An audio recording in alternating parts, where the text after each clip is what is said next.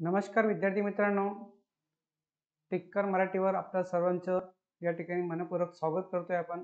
आणि आज झालेल्या कोल्हापूर जिल्हा या ठिकाणी जी पोलीस भरती बॅट्समन पदाकरिता झालेली होती त्या प्रश्नपत्रिकेचा आपण आता विश्लेषण पाहणार आहोत. तर तत्पूर्वी लक्षात घ्या की ही जी काही पोलीस भरतीची परीक्षा होती ती पोलीस भरतीची परीक्षा फार दिवसापासून रखडलेली होती. ही 2019 सालीची पोलीस भरतीची बॅट्समन पदाकरिताची जी होती ती आज 3 सप्टेंबर 2021 रोजी पार पडलेली आहे. या परीक्षेमध्ये आपण नियोजन बघितलं तर एकूण 90 मिनिटं तुम्हाला दिली गेलेली होती आणि 100 प्रश्न 100 गुण असे तुम्हाला या ठिकाणी देण्यात आलेले होते. आणि ह्या परीक्षेमध्ये एक ABCD सारखे संच सुद्धा दिले होते. प्रश्नपत्रिकेला एक ABCD सेटमध्ये तुम्हाला प्रश्नपत्रिका त्यांनी पुरवलेल्या होत्या. त्यानंतर त्याचबरोबर त्यांनी उमेदवारांना काही सूचना या ठिकाणी दिलेल्या होत्या यावेळेस, की पहिल्यांदा आपण काय केलं पाहिजे की आपण जी प्रश्नपत्रिका भेटलेली आहे ती पडताळून पाहिली पाहिजे. त्यात काही दोष असले असते तात्काळ संबंधित पर्यवेक्षकाकडे तपासून घेतली पाहिजे किंवा त्याला ती परत देऊन बदलून घेता येईल अशी सोय सुद्धा या ठिकाणी तुम्हाला उपलब्ध होती. प्रश्नसंच या ठिकाणी ABCD म्हणून होते. 100 प्रश्न 100 गुणांकरिता. आणि ह्या ठिकाणी एक मजेदार गोष्ट म्हणजे की कोणत्याही प्रकारचा नेगेटिव्ह मार्किंग सिस्टम तुम्हाला ह्या ठिकाणी नव्हती. म्हणजे एखादा प्रश्नाचं उत्तर जरी चुकलं तरी चुकलेल्या प्रश्नाकरिता कोणत्याही प्रकारे तुम्हाला तुमचे गुण वजा होणार नव्हते. ठीक आहे. तर ह्या झाल्या तुमच्या सर्वसाधारण सूचना ज्या तुम्हाला आयोगाने दिल्या होत्या. तसंच तुम्हाला जर ह्या पेपरमध्ये एखादं कच्चं काम जर तुम्हाला करायचं असेल, एखादं गणित वगैरे सोडायचं असेल तर त्या कच्च्या कामासाठी सुद्धा तुम्हाला आयोगाने एक पुरेशी जागा दिलेली होती. त्या जागेवर तुम्हाला ते कच्चे काम करावयाचे होते.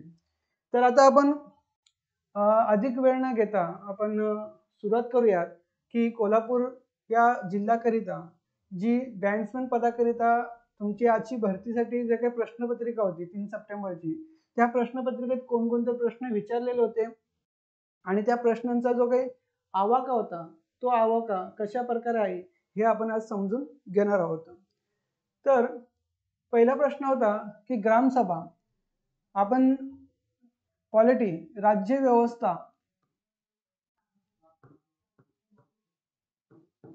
या विषयाअंतर्गत आपण बघत असतो की नेमकं भारतीय घटना त्याच्यात असलेले विविध संविधानिक जी काही पदभार असतात तर त्या संविधानिक पदभारानंतर जे काही ग्रामपंचायत वगैरे आहेत तर ह्या ग्रामपंचायतींचं विविध प्रकारचे जे प्रश्न असतात ती राज्य व्यवस्थेमध्ये विचारले जातात. आणि हे आज आपण बघतोय की ह्या प्रत्यक्ष प्रश्न या ठिकाणी विचारलेले आहे की ग्रामसभा बोलावण्याची जबाबदारी कोणावर असते. तर याचं उत्तर आपण बघितलं तर आपल्याला माहिती आहे की ह्याची जबाबदारी असते सरपंचाकडे. ठीक आहे.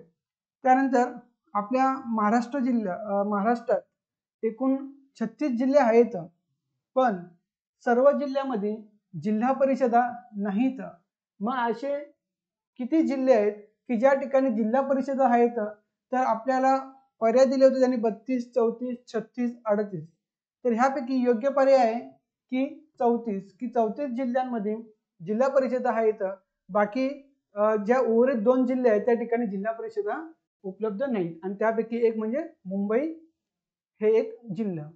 त्यानंतर प्रश्न तिसरा की भूगोल, आपण भूगोलाचा सुद्धा अभ्यास या ठिकाणी केलेला असावा की त्या भूगोलाच्या केलेल्या अभ्यासाच्या आधारावर हा प्रश्न आपण सोडवू शकतो की सागर तळावरील पर्वतरांगांना डॅश म्हणून ओळखले जातं.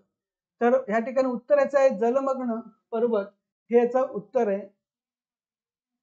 चौथा प्रश्न की इंडियन इंडिपेंडन्स लीग, हा प्रश्न तुम्हाला इतिहास या घटकातून विचारण्यात आलेला आहे. त्यामुळे तुम्हाला हे लक्षात असू द्या की अभ्यास करताना राज्य व्यवस्था, पॉलिटी, भूगोल, इतिहास ह्या प्रत्येक विषयांचा तुमचा थोडाफार जीके करिता चांगला अभ्यास असणं अपेक्षित आहे, जेणेकरून हे क्वेश्चन तुम्हाला तिथे सोडवता आलेले असतील.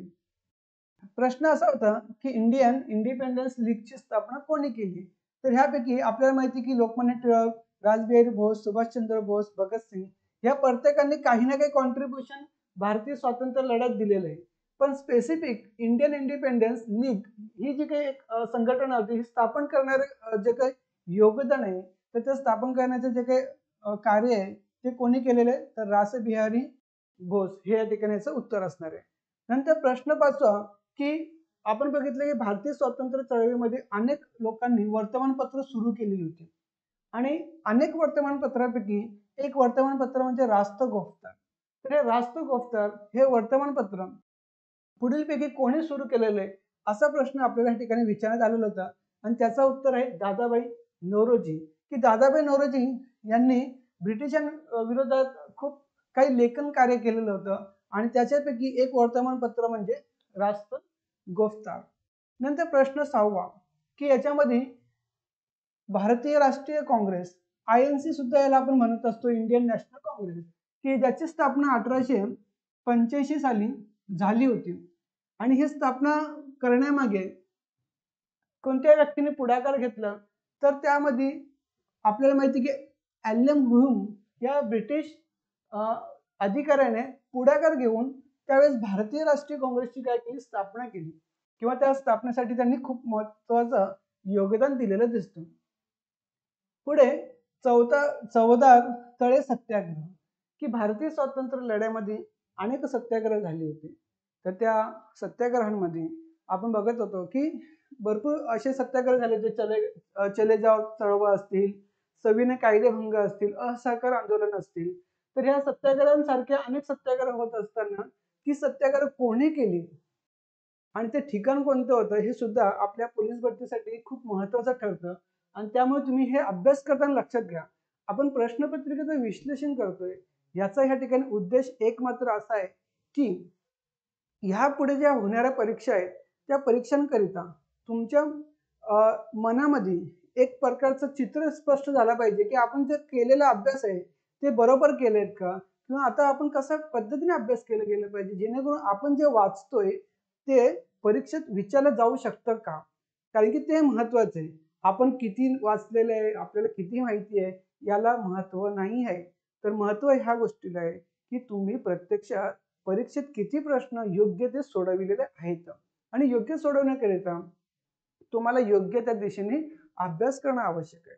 तर तेच आपण ह्या ठिकाणी बघतोय. तर तुम्हाला आज ह्या कोल्हापूर जिल्ह्यामध्ये झालेल्या ब्रँड्समन पदाकरिता जे परीक्षेमध्ये जी प्रश्न विचारले ते आपण पाहत आहोत आणि त्याच्यात प्रश्न एक होता की चवदार तळे सत्याग्रह कोणी केला.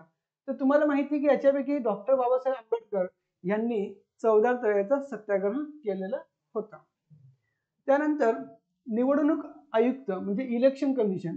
आपल्याला माहिती की आपल्या देशात विविध निवडणुका होत असतात. लोकसभा, विधानसभा, विविध प्रकारच्या राज्य पातळीवरतील ग्रामपंचायतींच्या निवडणुका. तर ह्या निवडणुकांसाठी त्या विविध आयुक्तांची नेमणूक केलेली असतात. तर निवडणूक आयुक्तांची नेमणूक भारतात कोण करतात? प्रधानमंत्री, राष्ट्रपती, सर्वोच्च न्यायालयाचे सरन्यायाधीश, लोकसभा अध्यक्ष. तर ह्यापैकी आपले योग्य उत्तर आहे ते म्हणजे राष्ट्रपती. त्यानंतर ग्राहक संरक्षण कायदा हा कोणत्या वर्षी अस्तित्वात आला? तर हा आला 1986 साली. त्यानंतर कोल्हापूर राज्य. आता बघा की जी काही परीक्षा होती ती कोणत्या जिल्ह्यामध्ये होती? कोल्हापूर जिल्ह्यामध्ये होती आणि त्यामुळे कोल्हापूर जिल्ह्या संदर्भातील एक विशेष माहितीपर प्रश्न सुद्धा तुम्हाला या ठिकाणी विचारण्यात आलेले होते. तर प्रश्न असा होता की कोल्हापुरातील राज्य राखीव पोलीस बलचा घटक क्रमांक काय? तर तो घटक क्रमांक आहे 14. त्याचबरोबर पुढचा प्रश्न आहे की खालीलपैकी कोणता किल्ला कोल्हापूर जिल्ह्यातील नाही? हे तुम्ही योग्य रीतीने वाचलं पाहिजे की नाही म्हटलेलं आहे. हाय म्हटलेलं असतं तर आपल्याला माहिती आहे की विशालगड, सामनगड, रांगणा हे कोल्हापूर जिल्ह्यामधील हे किल्ले आहेत. पण नाही म्हटल्यानंतर आपण ह्याच्यामध्ये बघायचं की हे आहे, हे आहे, हे नाही. मग उर्वरित कोणता प्रश्न आहे?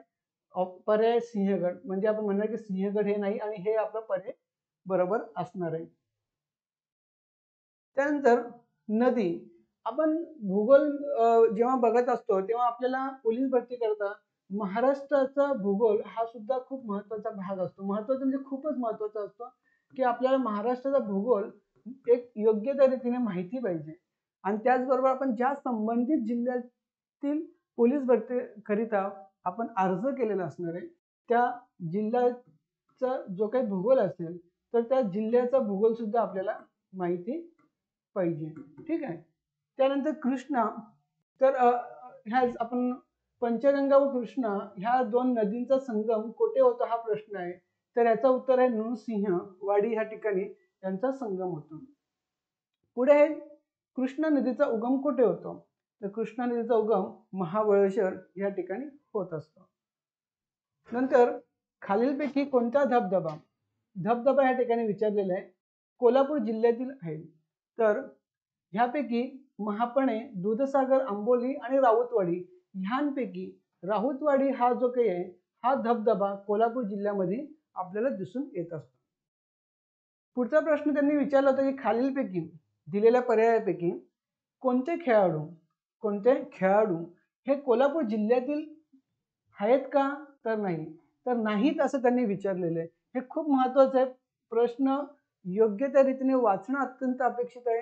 प्रश्न त्याने आहे किंवा नाही काय विचारलं ते आपण योग्य ते पाहिलं तर आपल्याला उत्तर भेटणं अपेक्षित असतं.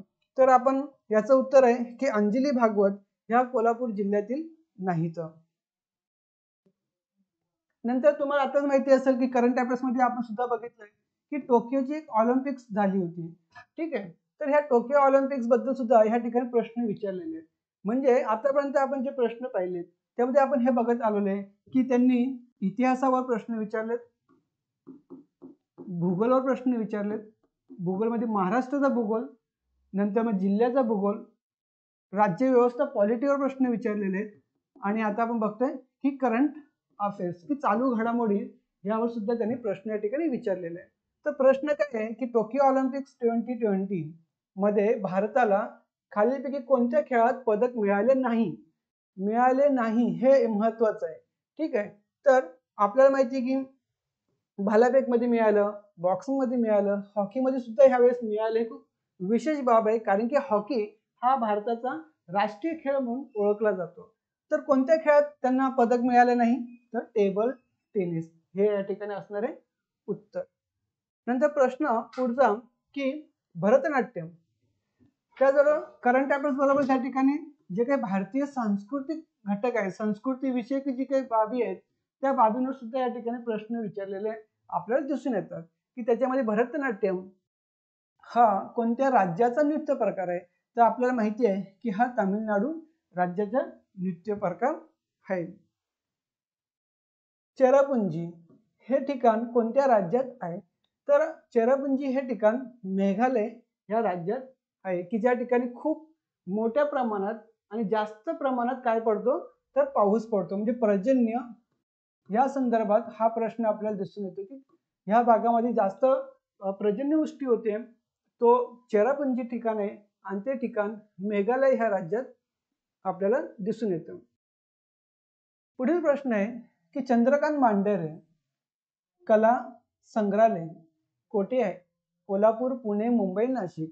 तर ह्यापैकी आपलं उत्तर आहे की कोल्हापूर ह्या ठिकाणी हे संग्रहालय आहे. म्हणजे की आपल्याला जर का एखादा प्रश्न विचारले त्यांनी स्थळ विशेष तर हे लक्षात ठेवा की ते आपण ज्या जिल्ह्यात आपण त्याची परीक्षा देणार असतो तर त्या जिल्ह्यातीलच काहीतरी विशेष बाबी त्या ठिकाणी असतात. त्यामुळे तुम्हाला जर काही माहित नसेल तर किमान त्या जिल्ह्याचा जो काही पर्याय असेल तर तो पर्याय तुम्ही त्या ठिकाणी टिक करा जेणेकरून तुमचा पर्याय जो असणार तो बरोबर असणार आहे. पुढील प्रश्न आहे की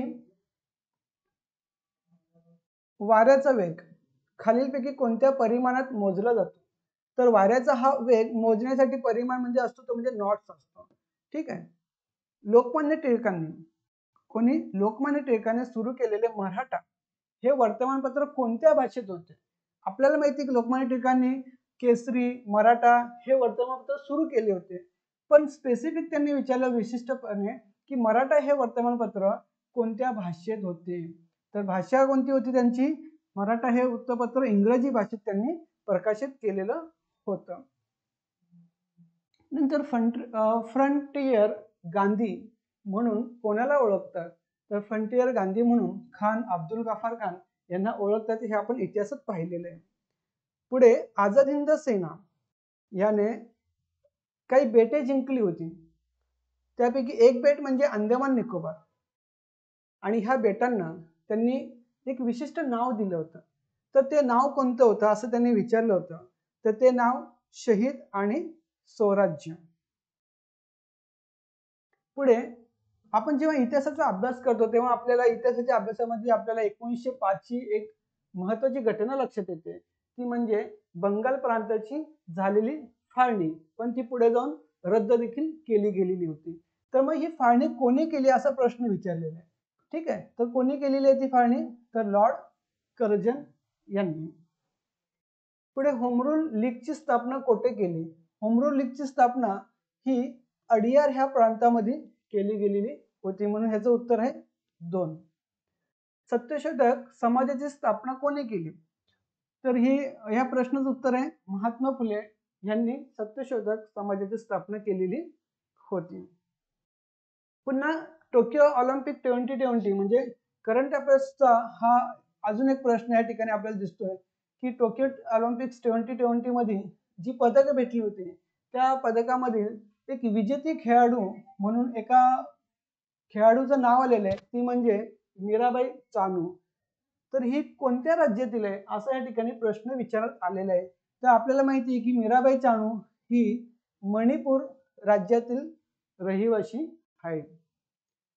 तशी ही रहिवासी मणिपूर राज्यातील जरी असली तरी ते खेळताना भारतीय या नावाने खेळतात, त्यांच्यामध्ये भारतीयत्व असतं आणि ते जगाच्या पाठीवरती भारताची एक छाप उमटवीत असतात. आता या ठिकाणी आपण पाहत असतो की पोलीस भरतीमध्ये विविध प्रकारचे दिवस विचारले जातात की बाबा 14 नोव्हेंबर हा कोणता दिन म्हणून साजरा केला जातो? तर आपल्याला माहिती की 14 नोव्हेंबर हा बाल दिन म्हणून साजरा केला जातो. अशा प्रकारे विविध दिन आणि दिवस याबद्दलचं आपल्याला परीक्षेत विचारले जातात. तर या ठिकाणी त्यांनी विचारलं होतं की सद्भावना दिवस कधी नाही तर कोणाच्या जन्मदिवस म्हणून साजरा केला जातो? तर आपल्याला माहिती आहे की राजीव गांधी यांच्या स्मरणार्थ हा दिन साजरा केला जातो. नंतर यन ही कोणत्या देशाची चलन आहे? तर यन हे कोणत्या जपान ह्या देशाचं काय आहे? चलन आहे. त्यानंतर जागतिक आरोग्य संघटना, जसं आपण बघत होतो की आता या कोविड-19चा खूप मोठा थैमान मागील 2 वर्षापासून आपल्या भारतच नव्हे तर जगभर घातलेला होता. त्यामुळे ह्या करंट अफेअर्स ओरिएंटेड जो काही कोविड संदर्भात जो काही होता आरोग्याच्या सगळ्या बाबी बघण्याची जो काही एक शिखर संस्था होती किंवा शिखर संस्था म्हणून जी ओळखली जाते ती म्हणजे WHO वर्ल्ड हेल्थ ऑर्गनायझेशन, त्याला आपल्या मराठी भाषेत आपण म्हणतो जागतिक आरोग्य संघटना. मग ह्या संघटनेचं मुख्यालय कोठे आहे असं त्यांनी विचारलेलं आहे आणि ह्या संघटनेचं मुख्यालय मग कुठे आहे? तर जिनेवा ह्या ठिकाणी त्याचं मुख्यालय आहे. त्यानंतर भारताचं संरक्षण सेना दलाचे प्रमुख कोण असतात आणि सर्व संरक्षण दलाचे प्रमुख म्हणजे आपले संरक्षण सेना दल कोणकोणते आहेत? नौदल, भूदल, वायुदल. ठीक आहे, तर ह्या तिन्ही दलांचे एक संरक्षण सेना दल प्रमुख म्हणून कोण असतात? तर आपल्या भारताचे राष्ट्रपती. ठीक आहे, त्यानंतर राज्यसभेचे पदसिद्ध सभापती कोण असतात? तर राज्यसभेचे पदसिद्ध सभापती हे उपराष्ट्रपती असतात. ग्रामपंचायतीचा सचिव म्हणून कोण कामकाज पाहतो? तर आपल्याला माहिती आहे की सरपंच, उपसरपंच हे कसे असतात? ग्रामपंचायतीमध्ये एका अध्यक्षीय पदावर कार्य करत असतात. तर सचिव म्हणून काम करण्याची जबाबदारी ही ग्रामसेवकाची असते. ठीक आहे. नंतर ग्रामसभा. आता आपण बघतोय ग्रामसभा ह्यावर आतापर्यंत 3 प्रश्न या ठिकाणी विचारण्यात आलेले आहेत. ठीक आहे, तर तिसरा प्रश्न या ठिकाणी असा आहे की ग्रामसभेच्या किती सभा भरविणे बंधनकारक आहेत? तसे तर सभा कितीही भरू शकतात, पण बंधनकारक किती सभा आहेत? तर 4 सभा ग्रामसभेचा भरविणे बंधनकारक आहे. त्या म्हणजे कोणत्या? एक 26 जानेवारीला भरवणे बंधनकारक आहे, दुसरी 15 ऑगस्टला, नंतर 1 मेला ज्या दिवशी महाराष्ट्र दिन असतो, आणि दुसरा आहे 2 ऑक्टोबर. ठीक आहे, म्हणजे ह्या 4 दिवशी किमान ग्रामसभेच्या सभा भरविणे अत्यंत आवश्यक आणि बंधनकारक असतात, तर हे तुमच्या लक्षात असू द्या. नंतर प्रश्न 35 की कोल्हापूर जिल्ह्यातील जो शहर आहे त्यामध्ये नवीन राजवाडा कोणत्या वर्षी बांधण्यात आलेला होता? तर तो राजवाडा 1884 मध्ये बांधण्यात आलेला होता. त्यानंतर करंट अफेअर्स मध्ये आपण हे बघत असतो की विविध प्रकारचे मंत्रीगणांची विविध नियुक्ती होत असते, तर ते सुद्धा आपण अभ्यासलेलं अत्यंत अपेक्षित असतं. आणि मग ह्या ठिकाणी प्रश्न तसाच होता की भारताचे सध्याचे का पूर्वीचे असं काही नाही, तर भारताचे सध्याचे रेल्वे मंत्री कोण आहेत? तर हे आहेत अश्विन वैष्णव, की जे भारताचे सध्याचे रेल्वे मंत्री म्हणून ओळखले जातात. त्यानंतर तुम्हाला माहिती की कोविड-19च्या पार्श्वभूमीवर लसीकरणासाठी खूप प्रयत्न करून वॅक्सिन आणण्याचा प्रयत्न खूप लोकांनी करत होते. त्यापैकी अनेक कंपन्या त्यावेळेस पुढाकार घेत होते. भारत बायोटेक असतील, सिरम इन्स्टिट्यूट असतील ह्यासारख्या. तर त्यापैकी सिरम इन्स्टिट्यूटचे मुख्य कार्यकारी अधिकारी म्हणून एक व्यक्ती होते आणि त्यांचं नाव ह्या ठिकाणी त्यांनी विचारलेलं आहे, ते म्हणजे अदर पूनावाला. हे कोणत्या कंपनीचे मुख्य कार्यकारी अधिकारी आहेत? तर याचं उत्तर आहे सिरम इन्स्टिट्यूट. पुढे प्रश्न आहे की बेरीबेरी हा आजार कोणत्या जीवनसत्व अभावी होतो? तर बेरीबेरी हा आजार विटॅमिन बी, ओके, विटॅमिन बी ह्याच्या अभावामुळे हा आजार होत असतो. नंतर इन्सुलिन हे संप्रेरक कुठल्या अवयवातून निर्माण होते? तर हे स्वादुपिंड ह्या अवयवातून इन्सुलिन हे संप्रेरक निर्माण होत असते. पुढे की खालीलपैकी व्याघ्र अभयारण्य, बघा भूगोलामधील जो काही भाग असतो जंगल अभयारण्य, त्यावर सुद्धा प्रश्न या ठिकाणी विचारण्यात आलेले आहेत. तर प्रश्न असा आहे की जो काही व्याघ्र अभयारण्य आहे तो महाराष्ट्रातील नाही, म्हणजे कोणतं महाराष्ट्रात नाही आहे?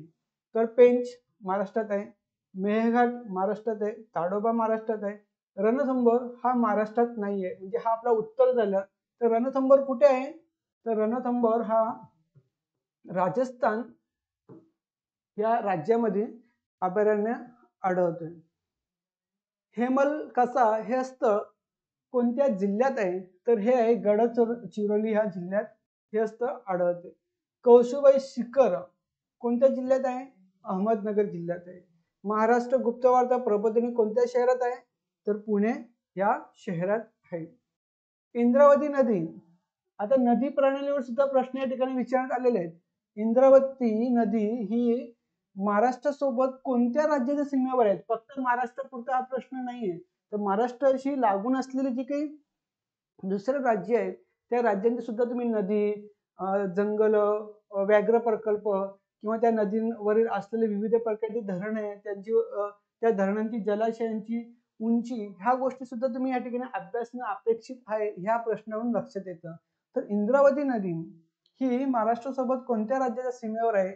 तर ती आहे छत्तीसगड. म्हणजे हा आपला महाराष्ट्राचा नकाशा आणि ह्या ठिकाणी असं छत्तीसगड, म्हणजे हे छत्तीसगड आणि हे महाराष्ट्र यांच्या बाउंड्रीवरून ती इंद्रावती नदी अशी वाहत जाऊन काय होते, पुढे बंगालच्या उपसागरामध्ये ती पडते.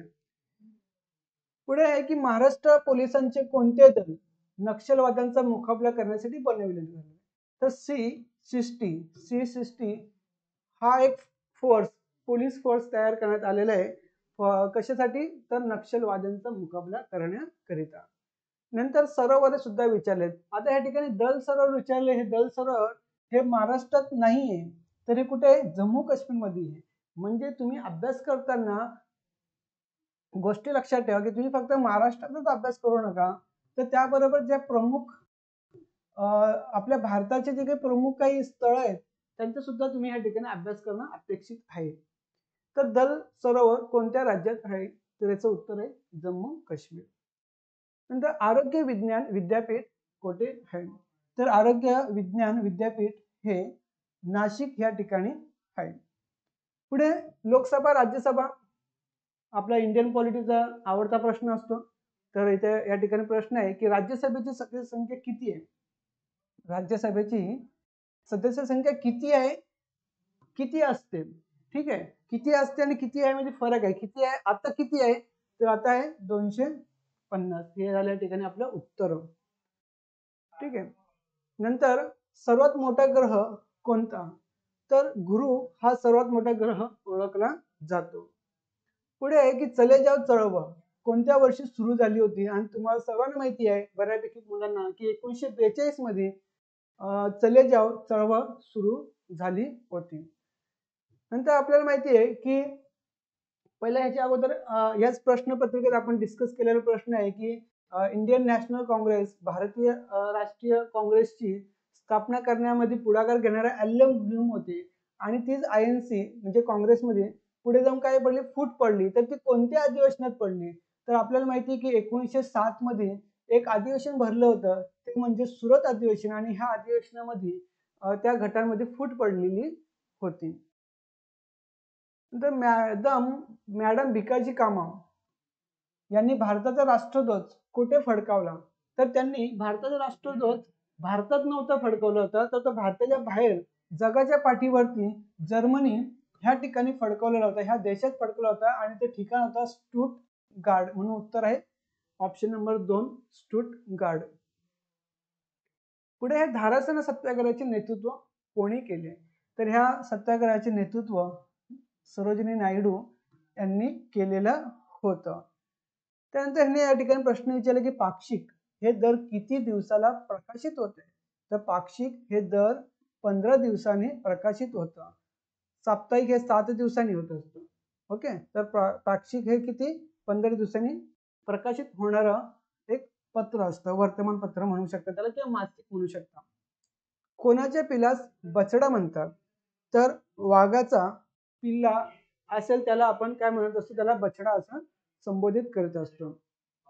तर मित्रांनो, ह्या ठिकाणी आपण पोलीस भरती करिता आजची जी झाली 3 सप्टेंबर 2021 रोजी कोल्हापूर ह्या ठिकाणी बँड्समॅन पदाकरिता, तर त्या पोलीस भरती करिता अपेक्षित असलेली जी प्रश्न आज आलेली होती परीक्षेत, ती आपण चर्चेलेली आहेत, जेणेकरून त्याच्या अनुषंगाने तुम्ही पुढील परीक्षेसाठी तयारी करू शकता. ह्या उद्देशाने आपण या ठिकाणी डिस्कस केलेले आहे. आपण दररोज किंवा आपण येणाऱ्या पुढील आणखीन काही लेक्चर सिरीजमध्ये ज्या ज्या परीक्षा होतील त्यांचं आपण प्रश्नपत्रिकेचं विश्लेषण करणार आहोत. तर तुम्हाला ह्या विश्लेषणामध्ये कशा पद्धतीचे विश्लेषण हवंय ते तुम्ही डिस्क्रिप्शन लिंकमध्ये किंवा कमेंट बॉक्समध्ये तुम्ही तुमचं कमेंट करू शकता. धन्यवाद.